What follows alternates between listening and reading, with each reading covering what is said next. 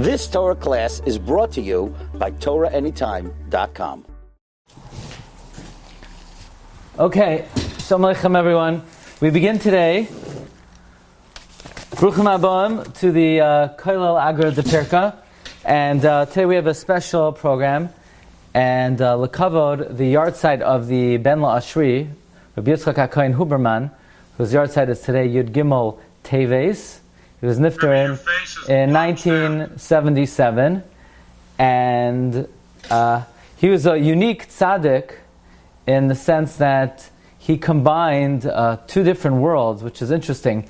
On the one hand, he was born in Bulgaria, and he was a student of Rabbi Yaakov Mordechai of Bulgaria, and he quotes him many times in his writings. On the other hand, he was also a student of the son-in-law of the Reb Chaim Brisker. So the Sefer combines some of the Sifrei Chasidus, some of the principles of Kabbalah, as well as some Lamdos. So it's interesting, we mentioned last night that Reb Aaron Leib Steinman was once asked about the Tzaddik of Ranana, and Reb Aaron Leib said that the Tzaddik of Ranana is somebody who was able to converse and speak with Eliyahu Hanavi. Somebody once asked the Tzaddik Ranana a particular question, and the Tzaddik Ranana said, "Okay, I'm going to a bris tomorrow. I'll be able to ask Eliyahu Hanavi." Okay, I'm going to begin by sharing with you a very interesting story that the Tzaddik Ranana once said over. The Tzaddik Ranana once got word that he was going to be visited by none other than the Ger Rebbe, the Beis Yisrael. Now, the Beis Yisrael was known for his punctuality, and it was very hard to get audience with the Ger Rebbe in terms of he had many Hasidim, and to get his private audience, it took a while to be able to reserve spot. But the Beis Yisrael would often visit the Tzaddik Ranana and sort of watch his saintly ways and so forth. And when the Hasidim found out that the Beis Yisrael was going to visit the Tzaddik Ranana, they felt they would take the opportunity to try to gain extra time with the Beis Yisrael. Now, for some reason, the Beis Yisrael was running late. The Beis Yisrael was not able to be at the location at the time that they thought, and the Tzaddik Ranana is watching all the Hasidim waiting for him, and Tzaddik Ranana said, "You obviously believe in the power of a tzaddik." I'm just going to turn that off. You believe in the power of a tzaddik, so I just want you to. I want to share with you a story about the power that a tzaddik has. It's throwing me off. I want to share with you a story that a tzaddik has. He says one time there was a chassid in Sachachav. Tzaddik Ranana, after being in Bulgaria, he was a student at the Shem Mishmol in Sachachav. He was a chavrus actually with my great grandfather in Sachachav, and there was a particular resident of Sachachav who did not have children. And it was Simchas Torah, and the Avnei Nezer was dancing, he was dancing up a storm, and this chassid figured he would take the opportunity to try to ask of the Avnei Nezer to get a bracha to be visited with Zar Chai V'Kayama. So he comes to the Avnei Nezer. Now, Avnei Nezer was in the pinnacle of his dancing and his simcha, and the chassid gets up the courage to ask the Avnei Nezer for a bracha, and the Avnei Nezer shouts at this chassid. He said, "What? You want a bracha for a child? You want to have a child who's going to be a koimer, who's going to be a priest?" And the chassid realized that all the years, the reason why the Avnei Nezer never wanted to give him a bracha is because he saw Baruch HaKodesh that he was going to have a child who would be a priest. And basically the chassid dropped the issue because he realized what his descendants would have in store. Many years later, after the Avnei Nezer passed away and his son, the Shem Mishmol, took over the Chasidus, So it was the Simchas Torah, and the Shem Shmuel was dancing. He was dancing, and he was in the peak of his simcha. And this particular chassid was sort of despondent, and the Shem Shmuel came over to the chassid, and he said, "I want to give you a bracha that you should be zoicha for Zara Chaya v'Kayama." And the chassid nearly fainted. The chassid said, the Shem Shmuel goes over to him. He said, "What's wrong? I'm trying to give you a bracha that you should have children. You should be mekabel b'simcha." And he basically told him the story that that his father, when his father was asked for a bracha to have a child, his father said, "I can't give you such a bracha because you're gonna have a child who's gonna be a koimer. You have a child who's gonna be a priest." And the Shem Shmuel realized why all the years his father never wanted to give him a bracha. But he's there at Simchas Torah, and the Shem Shmuel is thinking, what could he do for this chassid? What could he do for this chassid? He stops, he thinks, he's mechavein, and he says, "You know what? I give you a bracha that you're going to have Zara Chaya v'Kayama, say Amen." And the chassid very hesitantly answered, "Amen." Shortly afterwards, the Holocaust broke out. However, in the interim, this chassid was visited with children, with Zara Chaya v'Kayama. He had 5 children. 4 of them were Nebuch, killed in the Holocaust. And the 5th one survived the Holocaust by masquerading as a priest. So the Tzaddik Ranana says, you see that tzaddikim, they have the power to what is called to be mamtik the dinim. Yes, there was a looming gezerah on this particular chassid that he was going to have a child who would be a priest. That's what the Avdei Nezer foresaw. But the Shem Shmuel had the koyach to sweeten the dinim that through the midas harachamim he was able to. His life was saved because his life was saved because he was able to masquerade as a priest. So I want to share with you some choice divrei Torah regarding Parshas Vayechi from the Tzaddik Ranana. We're going to begin with the pasuk. Are you able to see on the screen the Maramakoimos? Yeah, can you see it? You can see well? Fine. Yes. Okay, very good. Vayechi Yaakov eretz Mitzrayim 17 shana. Vayehi Yimei Yaakov Shnei Chayav Sheva Shanim V'Arba'im U'Ma'ah Shana. Now we know Chazal tell us in the Bereshis Rabbah, whenever it says Vayehi, it's only a lashon of tzara. What was the tzara over here? What was the tzara that Yaakov lived 17 years? Furthermore, what's Yimei Yaakov and Shnei Chayav? Vayehi Yimei Yaakov Shnei Chayav. What's the double lashon over here?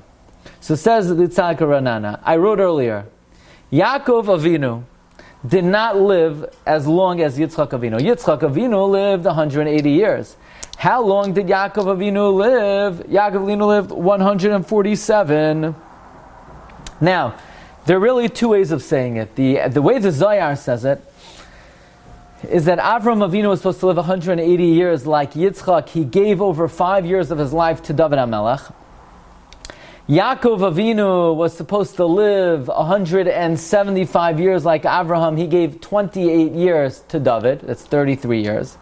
And Yosef was supposed to live 147 years like Yaakov, and he gave 37 years to David. That's where David got his 70 years from.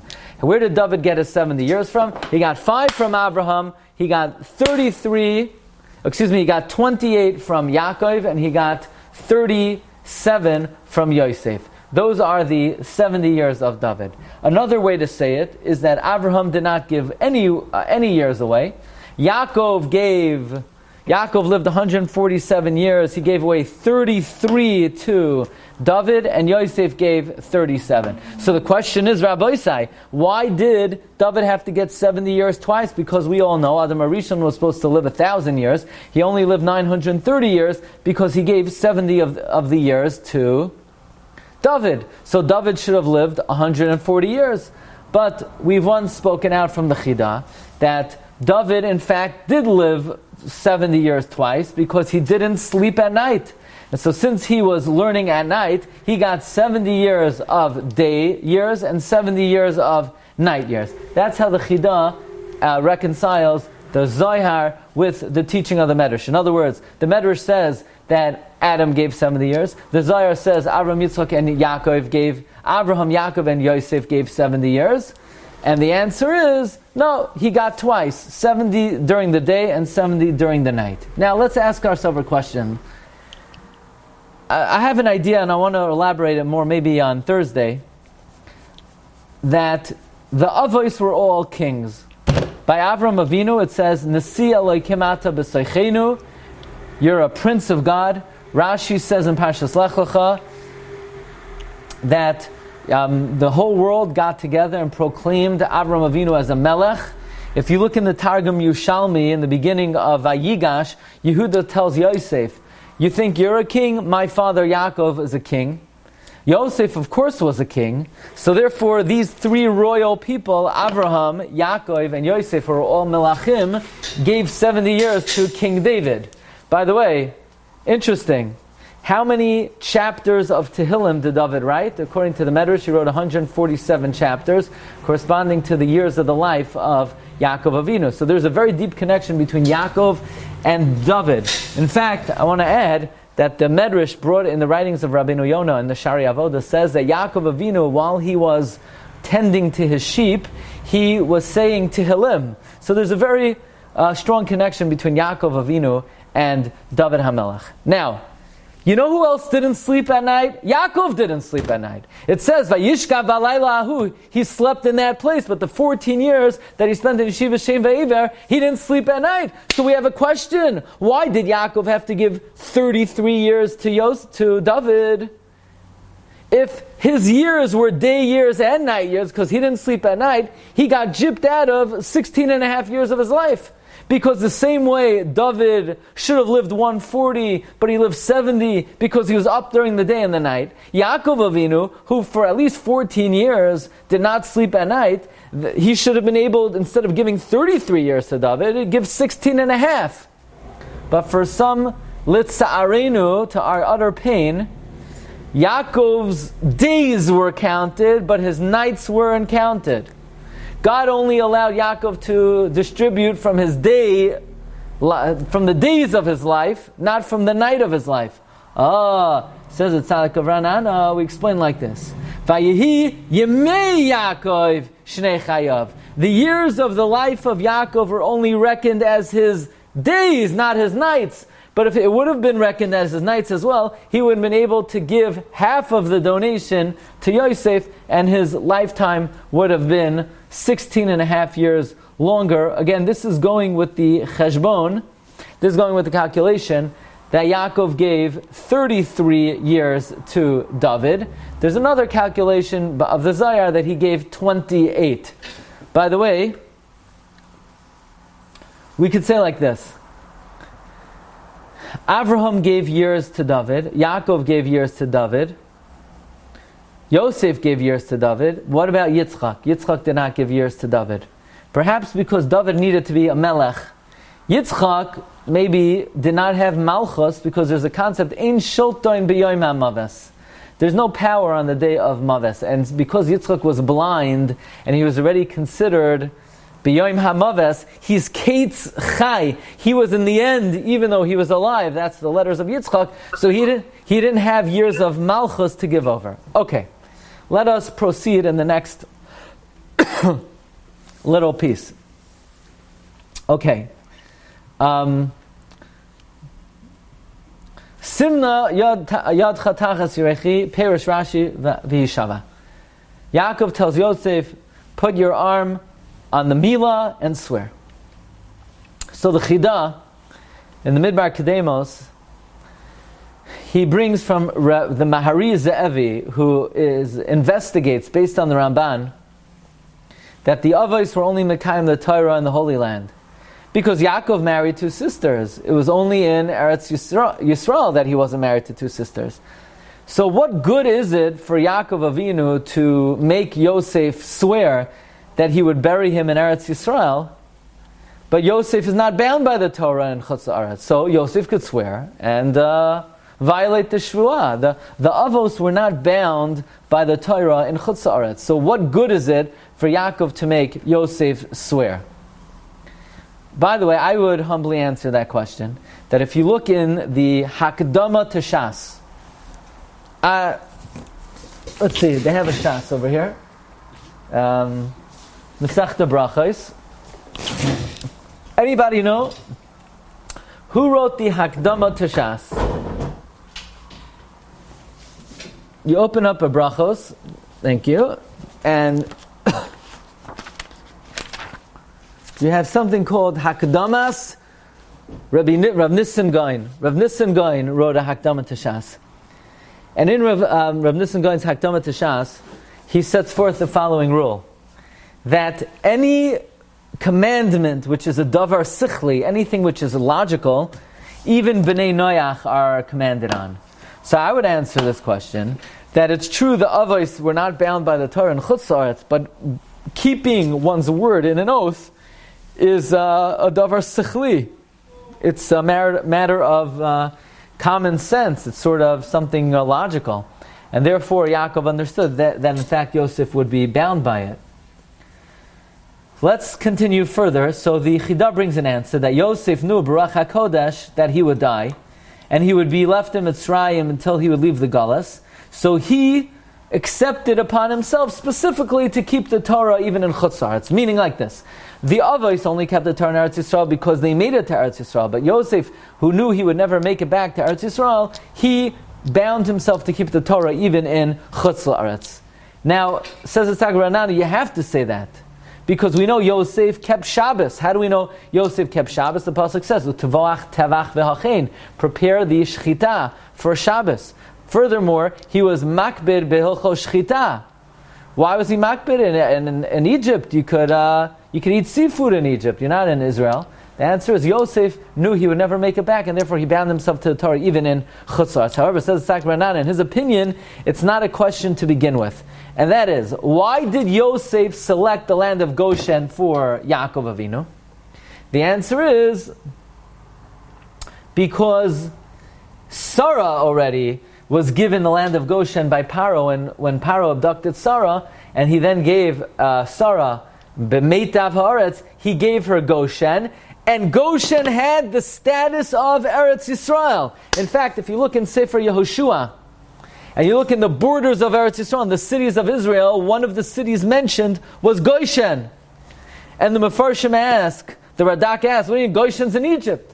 So either the Radak says there are two Goshens, or he says that there was a little piece of Goshen from Egypt that jutted out all the way into Eretz Yisrael, and Goshen literally had the status of Israel. So it comes out, says Tzaddik, that's why Yosef made sure, that's why Yaakov made sure to make Yosef swear in Goshen, because in Goshen you do have to keep your word, because Goshen had the status of Eretz Yisrael, and that's why Jews, when they go to the Catskill Mountains, they like to drive through the rest stop of Goshen, because they think it's like going to Israel. But just for the sake of halacha, one is not considered being Mekai in the midst of Yishuv Eretz Yisrael by traveling through that rest stop. Okay, let us continue in the Drush. Vayagid liYaakov vayomer hine bincha Yosef ba elecha vayischazek Yisrael. It was said to Yaakov, he says, hey, Joseph's coming, and Yisrael strengthened himself. Think about the words. They told Yaakov, Yosef is coming, and Yaakov strengthens himself, as if the message that Yosef was coming made Yaakov weak. So says the Tzaddik Vernana that a very interesting gematria, the gematria of Yaakov Yosef. By the way, Yaakov is 7 times Yud Kei Vav Kei. Yosef is 6 times Yud Kei Vav Kei. So Yaakov is gematria 182. Yosef is gematria 156. Add them all together, you get 638. Chalash. So when Yaakov heard that Yosef was coming, when 182 heard that 156 was coming, he automatically became chalash. Why? Let's explain.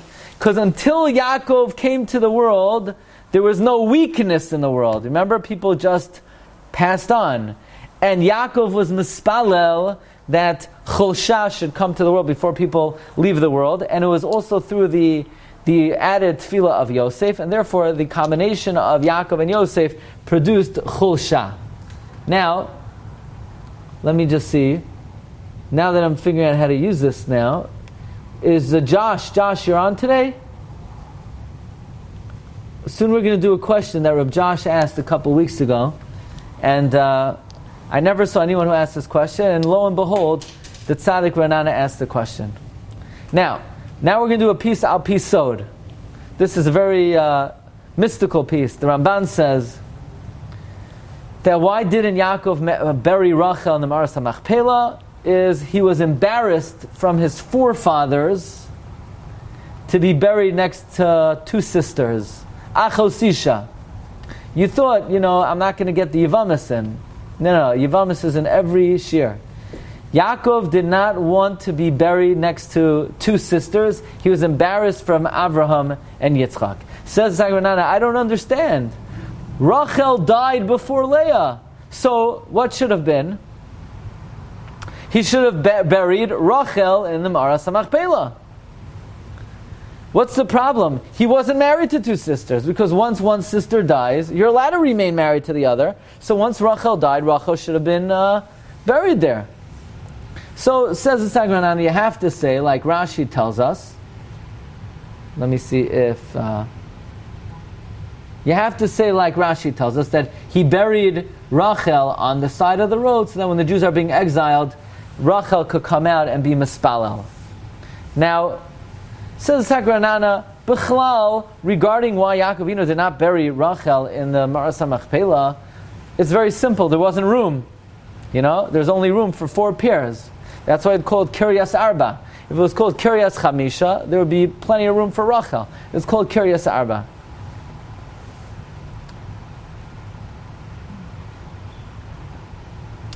I don't know, Hashem just gave me an idea of why Rachel Imenu was not buried there. It's interesting that who was buried in the Maras HaMachpelah? The head of Esav. If Yaakov was buried with Leah and Rachel and Esav's head, it might be embarrassing to Rachel. People might say, Rachel's buried with Esav. Even though Esav wasn't Zochet to marry her, B'chayav, but now, when it's all said and done, they have eternal connection together. So the Rebbeinu Shalom maybe didn't want, Rashi brings many times in Bereshis that whoever was going to marry Yaakov, the other one was going to be somehow connected to Rachel. In fact, we said a very novel point, that the reason why Rachel was Zochet to have Yosef, who was the adversary of Esav, is because Rachel gave up and gave Leah to Yaakov and jeopardized perhaps having to marry Esav. So God says, don't worry, you're not going to have to marry Esav. You're going to be Zochet to have the antithesis of Esav. But Rachel said, look, leave me out of the Maras HaMachpelah. I don't want to be buried anywhere near that person. Okay. In any event, the Tzaddik Ranana says, in the Gemara in Psachim, the Gemara says that Yaakov Avinu la'aseh lavai, when they have the big Suda, they're going to give to Yaakov to be Mavarech. Yaakov's going to say, I don't want to be Mavarech. I can't. I'm married to 2 sisters. So the Tzaddik Ranana says a very novel pshat in that. He says, we know that HaKadosh Baruch Hu called Yaakov Avinu Kale. And the reason why he was called Kale, and the reason why he was able to marry 2 sisters, is because on God's Kisei HaKavod, the design of the Kisei HaKavod, according to the Navi, is Isha El Achosa, a woman and her sister. So since that's the design on the Kisei HaKavod, therefore, Yaakov, who's called Kale, was allowed to marry 2 sisters. So you know why Yaakov doesn't want to be Mavarech La'aseh Lavai? Because he says, I'm married to 2 sisters, so I'm like the Ribbono Shel Olam. So it would be incongruous for me to give a bracha, because it's like I'm being Mavarech myself. Because since I have the status of Kale, because I'm allowed to marry 2 sisters, so it's not that Yaakov Avinu didn't want to be Mavarech because of any chait on his part, just the opposite, because he was on such a high madrega that he was able to marry 2 sisters, he felt that he wasn't worthy to be Mavarech. Not that he wasn't worthy, it would not look proper. Okay. Another very interesting point. we've explained, and this is a share we gave on Parshas Truma, there are 4 ways of spelling out the Yud Kei Vav Kei, and they correspond to the Olam Asiya, which is Brachos,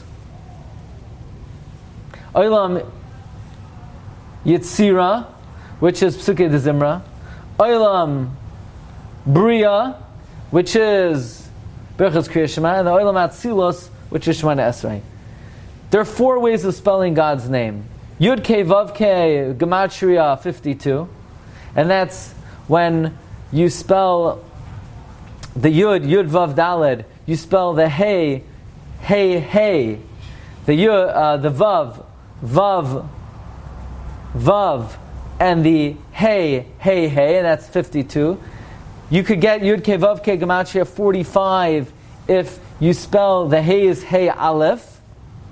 You could get 83, so it should be 63 if you spell it with a combination of Aleph and Yuds, and Ayin Beis is the full spelling of Hashem's name.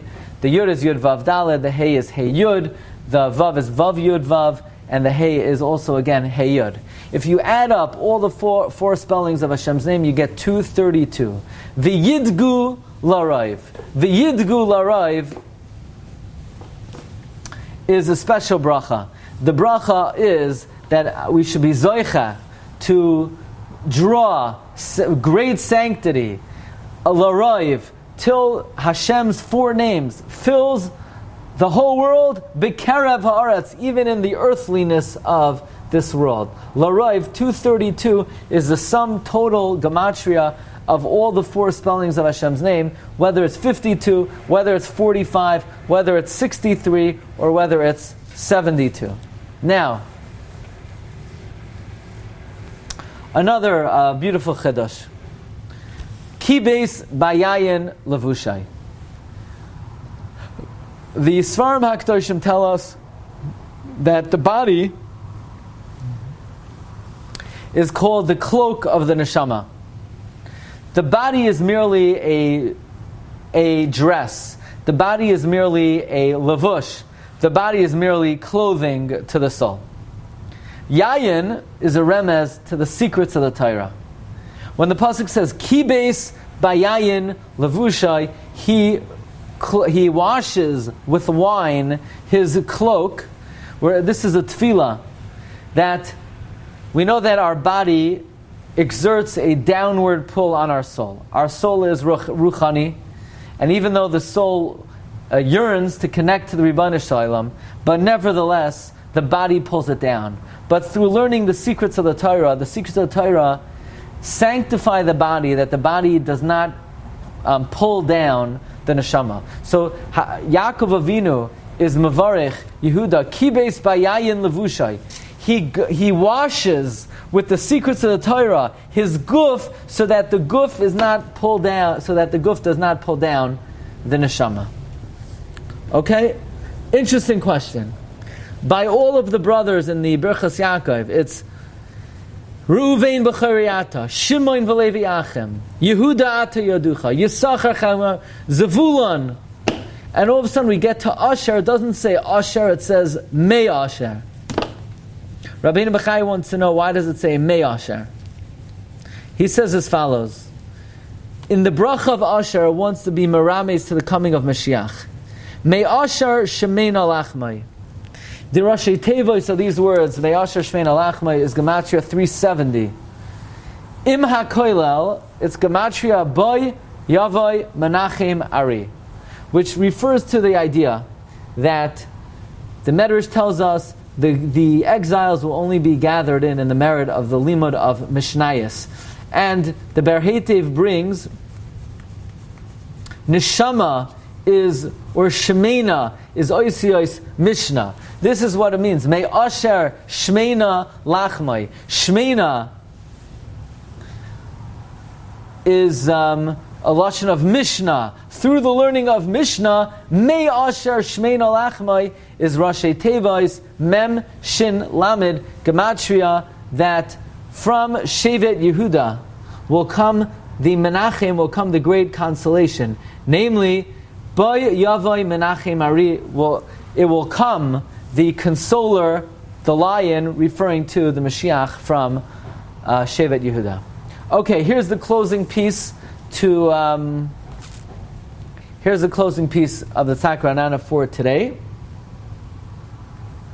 He brings a very interesting question. This question, Josh Rosenthal, if you're here or if you hear it later, he asked me this question a couple of weeks ago. It's really a very basic question that perhaps we would overlook. And that is, in the Chumash, the Torah tells us about the death of Sarah, Vayechi Sarah. It alludes to the death of Rivka. Vatamasham devoira meinekes Rivka. And Rashi brings that there's a remez to the Petira of Rivka. Of course, it talks about the death of Rachel, and nowhere in the entire Chumash does it talk about the death of Leah Imenu. There's no mention, there's no remez, there's no allusion, no insinuation that Leah died. Why? Why is there no remez that Leah died? So in the Holy Sefer Tiferes Yisrael, he asks, why does the Torah not say that Leah died? It says Vatamas Rachel. So he says an amazing pshat. Rachel, when she saw the dudaim of Ruvain, she says to Leah, Lachein yishkav imcha halayla. Yaakov will lay with you tonight in exchange for the dudaim. And the Mekubalim say the Laila refers to the Golos. Rachel was saying to Leah, Yaakov will stay with you during Golos. You will be buried with Yaakov. I will not. I'm going to be buried on the side of the road. You'll be buried for all time with Yaakov. Now, Yaakov didn't die. Yaakov Avinu Laimes. Nowhere in the Chumash does it say Yaakov died. It says Yisrael died, but not Yaakov. So since it doesn't say Yaakov died, and Rachel tells Leah, you're going to be in death with Yaakov, Leah didn't die either. And therefore the Torah doesn't say that she died. Because since she is with Yaakov b'misa and Yaakov loimes, Leah imenu loimes. But there's a very important idea. And that is, there is a Kabbalistic idea, and we once spoke about this, comparing Kever Rachel to the Ma'aras HaMachpelah, how Kever Rachel is very revealed. It's a dome in a very prominent area. It's the most well-known grave site. And the Ma'aras HaMachpelah is Kever Shabatoch Kever. It's Machtara B'toch Machtara. It's a cave under a cave. It's not above ground. It's not even underground. It's under the underground. There's an idea that Rachel Imenu represents Olam de Iskalaya, the revealed world. Leah Imenu is Olam de Iskasaya, the hidden world. We once explained that God has two connections to the Jewish people. He's connected, so to speak, secretly, hiddenly, and in that sense, Yaakov is buried with Leah in a hidden realm. In other words, in a hidden realm, God's marriage to us is constant. But in the revealed world, in the world of Rachel, in the revealed world, God's marriage with us is somewhat strained. Like we're ki almana, in a way we're like a widow. So in the realm of Rachel, we're not together with God right now. In the realm of Leah, we're always with Him. So Rachel's death is mentioned because Rachel's Olam D'Iskalaya. She's the revealed world. Leah's death is not mentioned because she's Olam D'Iskasaya. She's the hidden realm.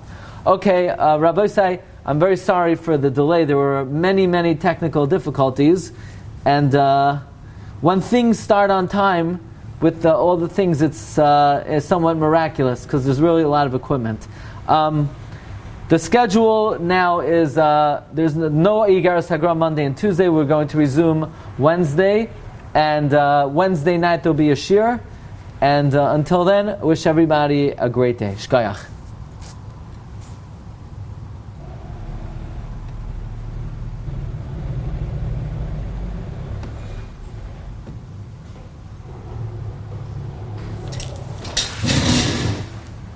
You've just experienced another Torah class brought to you by TorahAnytime.com.